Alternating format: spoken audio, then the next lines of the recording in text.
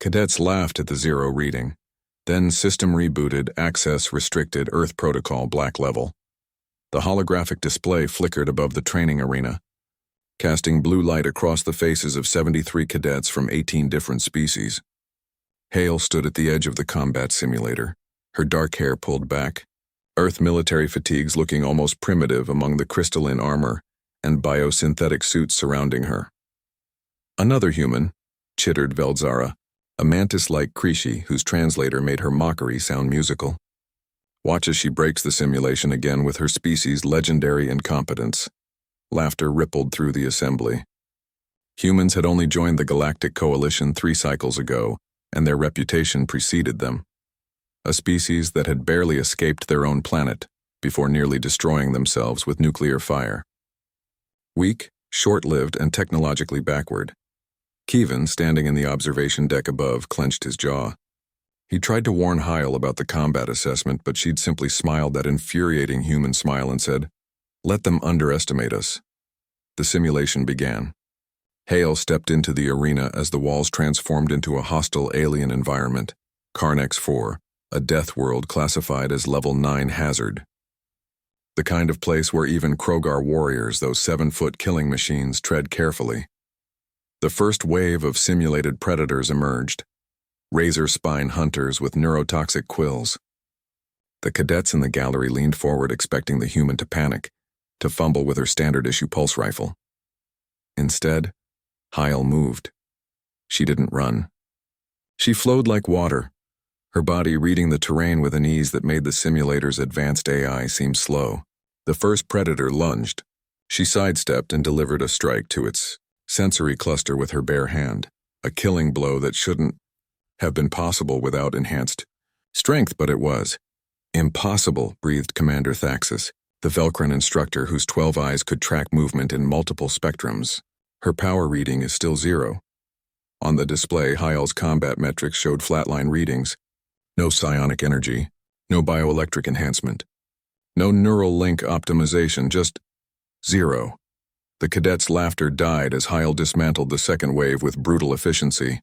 She used the environment like an extension of her body, gravity, momentum, leverage. Concepts so simple that advanced species had forgotten them in favor of technological crutches. "This is a malfunction," announced Proctor Zine, a gaseous luminar entity whose voice resonated through speakers. "No species can operate at level 9 threat response with 0 enhancement readings." Kivan smiled from his position in the observation deck. "Want to bet?" The simulation escalated. Level 15, level 20. Environments that would liquefy unprotected organic tissue.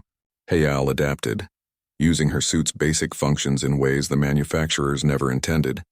Exploiting every physics principle the other species had relegated to academic curiosity. When the arena generated a void leviathan, a creature that existed partially in dark matter and could phase through conventional defenses, this entire assembly fell silent. Hyle studied it for 3 seconds. Then she did something that made the simulation's AI pause in confusion.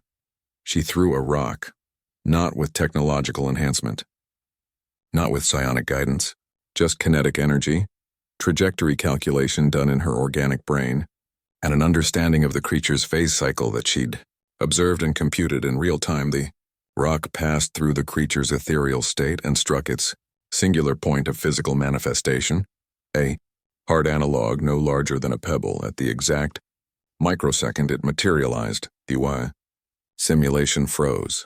Then the entire system rebooted. Red. Emergency lights flooded the arena. The holographic displays shattered into cascading error messages. And then, in letters that seemed to burn against the darkness, access restricted Earth protocol, black level authorization required warning, category 12, civilization detected. The arena sealed. Blast doors slammed down. Every cadet's communication device went dead except for one emergency frequency, broadcasting a message that made their blood run cold in whatever physiological way their species experienced fear. "Attention all coalition forces. You have encountered a restricted species. Do not engage. Do not provoke. Earth protocols are now active. A human has demonstrated category 12 combat capability. This is not a drill." Commander Thaxis's 12 eyes widened in horror. Category 12? That's extinction level classification. There are only 3 species in the entire galaxy rated 4, Kivin said quietly, descending from the observation deck.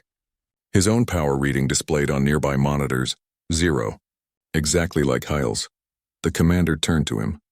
You're saying humans are Category 12, but your technology is primitive. Your lifespans are brief. Your bodies are fragile. Kivin reached the sealed arena door where Hayal waited calmly on the other side, visible through the reinforced glass. Our technology is primitive because we've only had it for a few thousand years.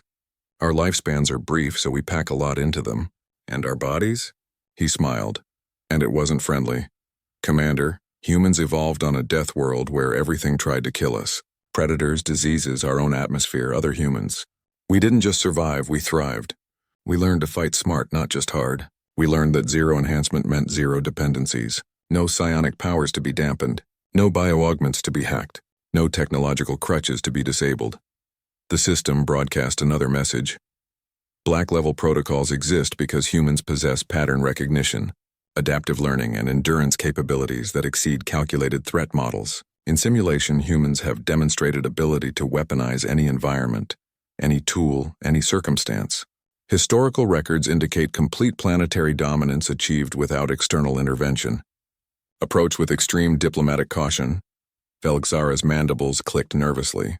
But you seem so harmless. Hyle's voice came through the emergency intercom, calm and almost amused.